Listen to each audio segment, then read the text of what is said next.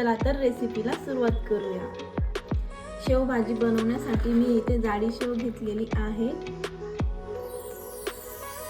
वाटणसाठी लागणारं साहित्य सांगते मी। कांदा, खोबरं, टोमॅटो, लसूण, अद्रक आणि कोथिंबीर घेतलेली आहे। चला आता वाटण भाजून घेऊया।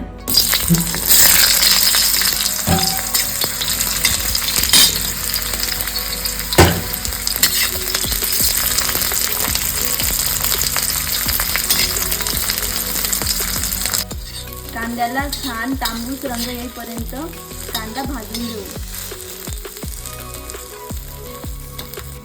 कांदा भाजून झाला मी कांद्यातच टोमॅटो टाकते आणि 1 मिनिटापर्यंत मऊ होईपर्यंत परतवून घेऊ।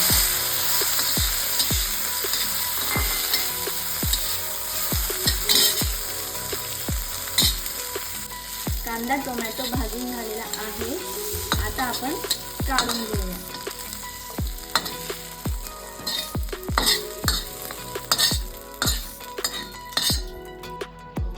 खोबरं भाजून घेऊ।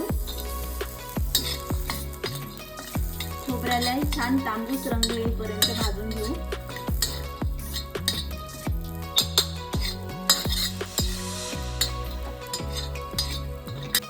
खोबरं पण भाजून झालेलं आहे, ते पण काढून घेऊया आपण।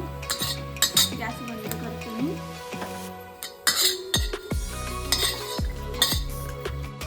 चला तर वाटण आपण बारीक वाटून घेऊया। अद्रक, लसूण, कांदा आणि टोमॅटो भाजून,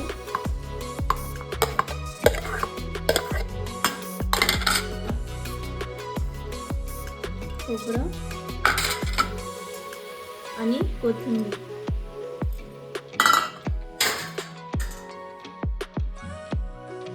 पाणी घालून घेते थोडं आणि हे बारीक वाटून घेऊया।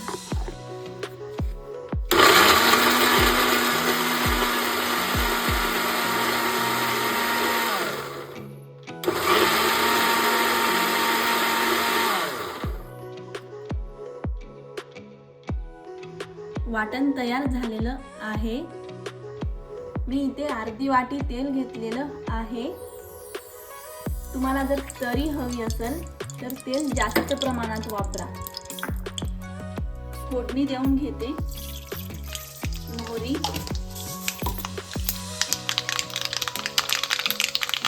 आणि कांदा बारीक चिरलेला,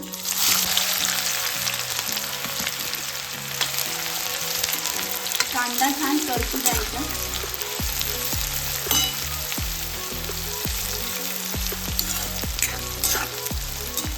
फोडणी देतानाही कांदा टोमॅटोचा वापर करायचा।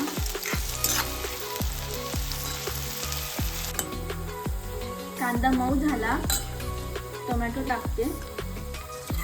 फोडणीसाठी कांदा टोमॅटोचा वापर केला तर भाजी चवदार लागते। कांदा आणि टोमॅटो मऊ झाले, आता आपण यात मसाले घालू। धना पावडर 1 चम्मच, गरम मसाला घेतलेला आहे मी 1 चम्मच, मिरची पावडर आणि मालवणी मसाला मोठा चम्मच। छान मिक्स करून घेऊ मसाले। हळद थोडी घालूया। मसाला छान भाजला गेला, वासही छान येतोय। आता यात आपण वाटण घालू।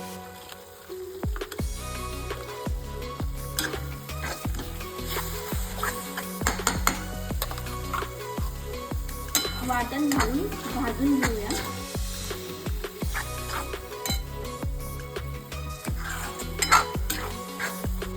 हे बघा रंगही छान आलेला आहे। हे वाटण आपल्याला तेल सुटेपर्यंत 2-3 मिनिटं परतवून घेऊया।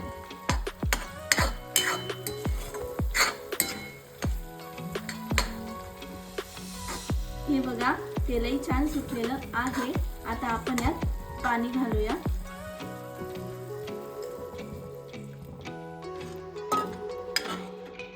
आधी थोडंसं पाणी टाकून सर्व गुठळ्या मोडून घेऊ।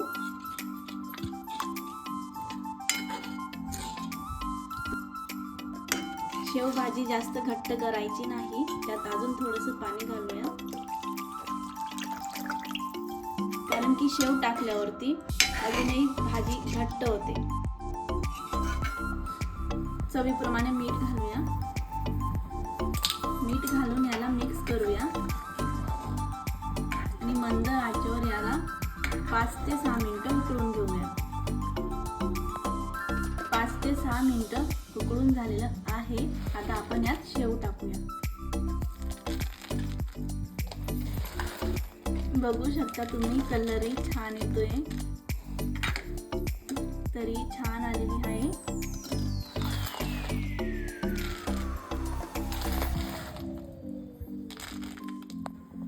भाजी तयार आहे. आता आपण कोथिंबीर टाकूया.